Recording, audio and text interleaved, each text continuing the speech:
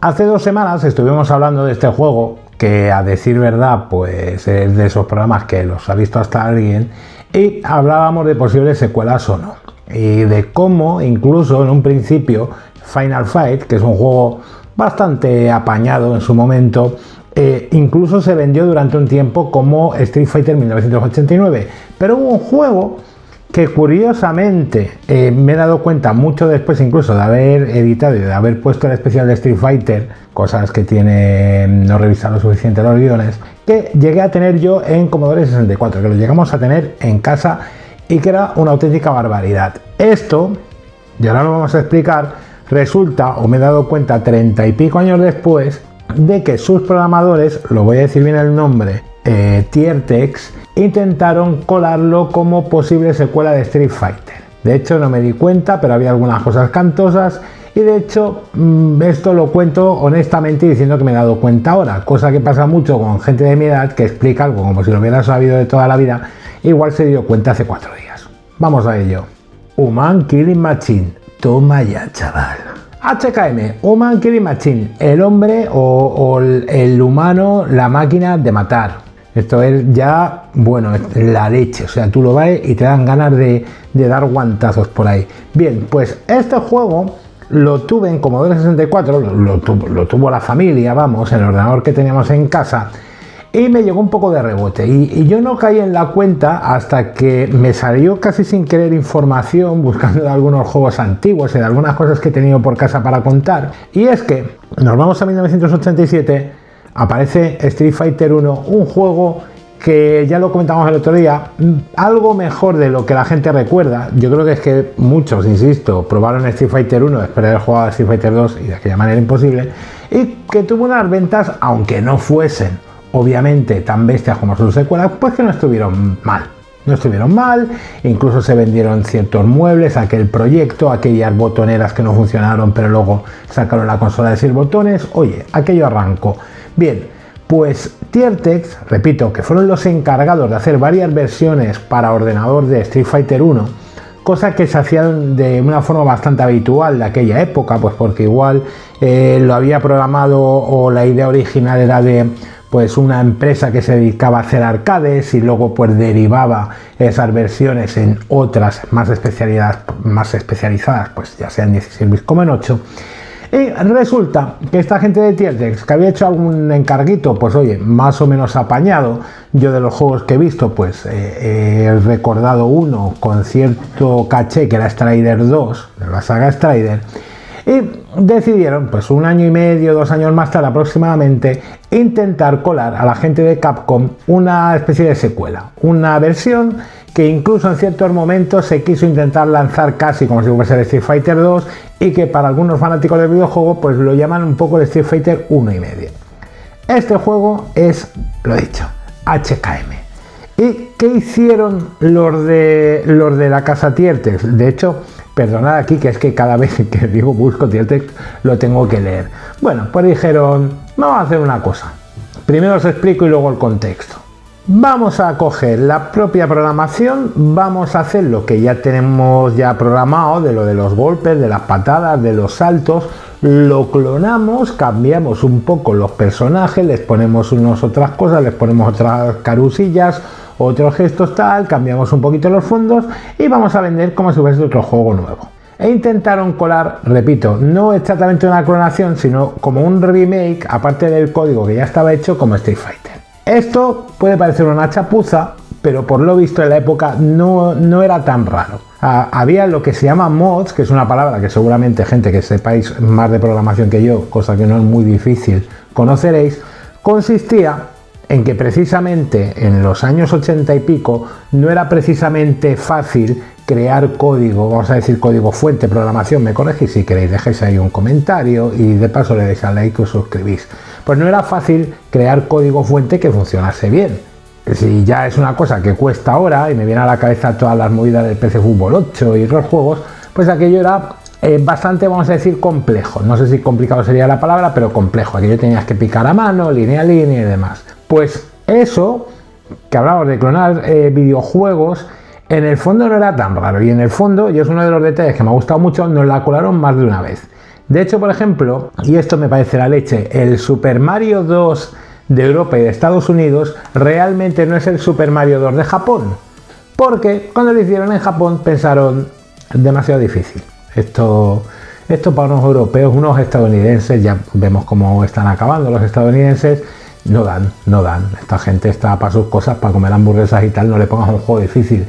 Y cogieron este juego de aquí, Doki Doki Panic, que era un juego de plataformas similar, solo que era como con un príncipe persa, no era el Prince of Persia, era 8 bits como muy claro, muy marcado y muy jueguecito de plataformas de los 80, con una princesa, con unos muñecos, y lo que hacían fue coger todos los decorados, todas las pantallas, todas las secuencias, todas las escenas y simplemente cambiar a esos protagonistas, sea Mario, Luigi, etcétera, o sean los malos, las tortugas, aquellas, todo eso, las setas, no sé qué, pues lo cambiaron, hicieron como lo que ahora sería un copia-pega y nos lo colocaron como Super Mario 2 y todos felices. Y nos la tomaron ahí, pero bueno, oye, qué más da, porque es lo que digo siempre, parte de la nostalgia y parte de recordar las cosas como buenas consiste en olvidarlas o directamente no tienen ni idea de lo que pasó en realidad. Y luego cuanto más conocemos, pues más infelices somos, que es lo que está pasando ahora. Había dos ejemplos al caso. Me molaban mucho, a mí de niño, no sé si recordáis los juegos de la marca Ocean, o Ocean, no sé cómo se debía decir, que básicamente cogían derechos de películas, no sé si de superhéroes, de acción y tal, y hacían como unos juegos como multisecuencia, ¿no? Era un juego, pues tenía una parte de plataforma, luego tenía una secuencia de pegar unos tiros, luego una que hacía una persecución en coche y era como diferentes multiestaciones que para aquella época era muy guay, porque hasta entonces, pues Super Mario era plataformas, punto, Bubble era algo parecido, punto. Había los de naves de scroll vertical o de scroll horizontal y punto, y era lo que había. Y aquello en su momento, pues fue más o menos una innovación. Esto, yo tuve una sospecha, que seguro que también tuvisteis algunos de vosotros, si jugáis con un Commodore 64, como era mi caso, con un Spectrum en casa de los amigos, en Amstrad, de que esos juegos había momentos que parecían prácticamente el mismo juego. Y que nos la colaban un poco, cambiando los personajes o cambiando los fondos, y parecía que hacían prácticamente lo mismo, hasta fallos, hasta errores de animación. Bien, pues resulta que era cierto, que clonaban y que hay muchas escenas, creo que era de la persecución de coches de Batman, con uno que era Los Intocables, si no voy mal, cuando salió la película. Seguramente estas cosas las estarás viendo por aquí superpuestas, eran exactamente iguales, o sea, la secuencia, las pantallas, el cómo pasar esa pantalla, todo eso, lo único que cambiaba era cómo estaba pues decorado, cómo estaba hecho, cómo eran los protagonistas. Incluso había algún ejemplo más, y de los que he leído por ahí, a mí me gustaba mucho una máquina arcade que iba con un colega muy cerca de donde actúo ahora, dicho sea de paso, que era Sliespy. También estaban prácticamente duplicados los escenarios con otro juego que era Navy Seals. Pues bien, esto primero, hicieron una chapuza, perdona que la haya desarrollado tanto, pero yo creo que es un tema que a mí directamente me apasiona, y si ha llegado hasta este punto, pues directamente es porque te tiene que gustar mucho hablar o escuchar las curiosidades de cosas de estas. El que no, ya no os preocupéis que a los 2 minutos ha saltado esto y ha puesto otra cosa y no pasa nada. Tenemos un juego clonado que lo intentaron colar. Como os podéis imaginar, no coló, no entró, el gol por la escuadra no entró, vieron al portero adelantado, pero no pasó nada. Me imagino que porque Street Fighter, repito, el 1 vendió más o menos algo y se quería crear como una especie de universo Street Fighter, que de hecho, repito, con la saga de Final Fight y tal se dio. Claro, también creo que en ese momento, ya 88, casi 89, seguramente, no tengo las fechas como muy cuadradas, ya se estaba como intentando trabajar en un Street Fighter 2 de verdad. Pero, repito, primer detalle, la clonación, y yo quiero dar aquí 2 detalles que me los he apuntado, que a mí me parecen fantásticos. La portada, un soldado para un juego de lucha, y esto es una de las cosas que me entusiasman más del marketing de la época, me parece la leche.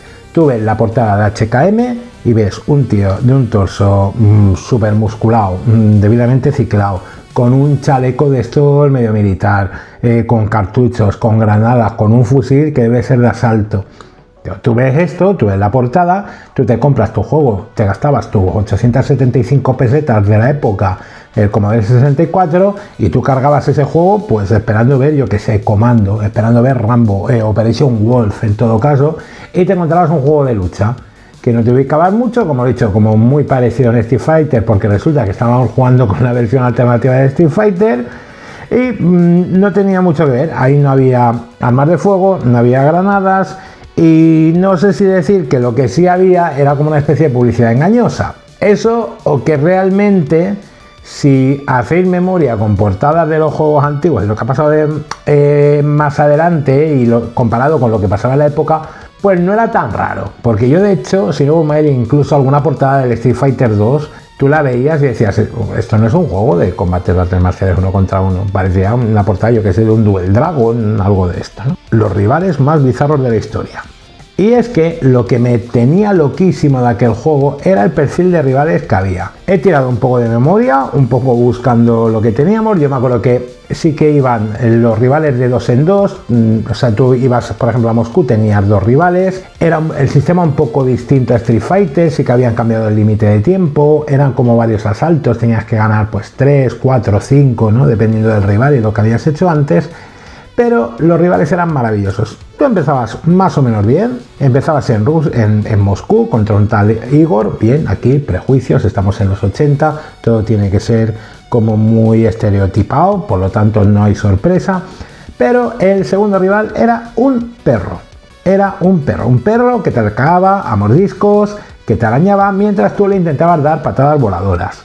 Luego íbamos avanzando y nos encontrábamos pues igual con 2, vamos a decirlo bien, como diría el señor Barragán, mujeres que fuman, para que no salte aquí la censura de YouTube, pues 2 mujeres que fuman en Ámsterdam, en el barrio rojo, que directamente te pegaban con los tacones y el bolso.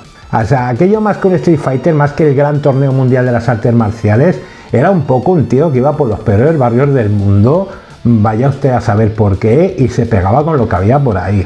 Pero hay algo incluso mejor. No sé si os acordáis, seguramente sí, de Vega. Pues efectivamente, íbamos a España. El primer combate contra un torero que se llamaba Miguel. Oye, nombre al menos acertado. Pero es que el segundo rival era el toro. O sea, era el primer caso que acababas antes con el torero que con el toro, y luego el toro, en vez de darte las gracias porque habías acabado con el torero, defendía al torero, defendía a su potencial asesino, un tal Brutus, que soltaba humo, que intentaba embestir, bueno, humo, vaho más bien, ¿no? Que intentaba embestir y tal. ¿Cómo pasabas este juego? Pues si alguien ha llegado a jugar, muy fácil. Patada baja, barridos y te los cargabas a todos. O sea, el juego como jugabilidad, sobre todo visto ahora, era una porquería. Luego tenías gente en Alemania, que tenías que pegar con un camarero de un bar.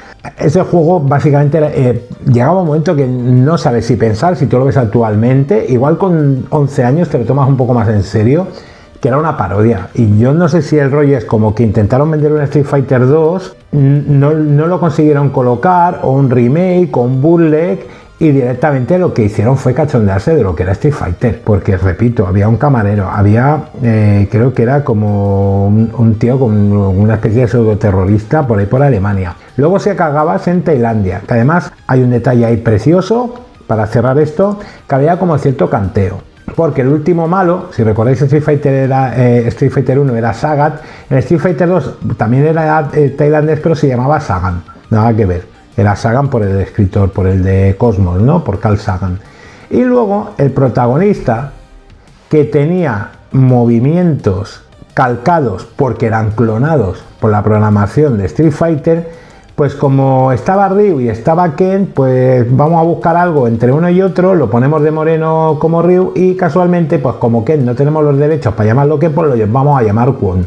Y el protagonista pues era un chaval muy majo que en absoluto recordaba a los de Street Fighter y que se llamaba Kwon.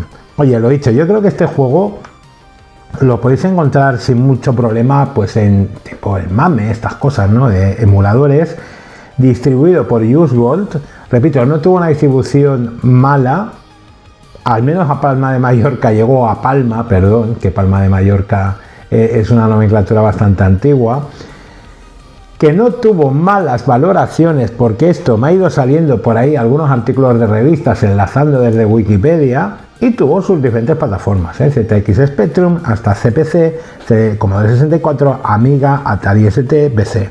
Y oye, también os digo, era una chapuza en muchas cosas, pero oye, yo mi recuerdo que tengo es que más o menos lo jugué, más o menos le eché un rato. No era el mejor juego de la historia, no va a pasar, pero en aquel momento, vuelvo a decir lo mismo, también igual éramos más felices porque nos conformábamos con cualquier cosa.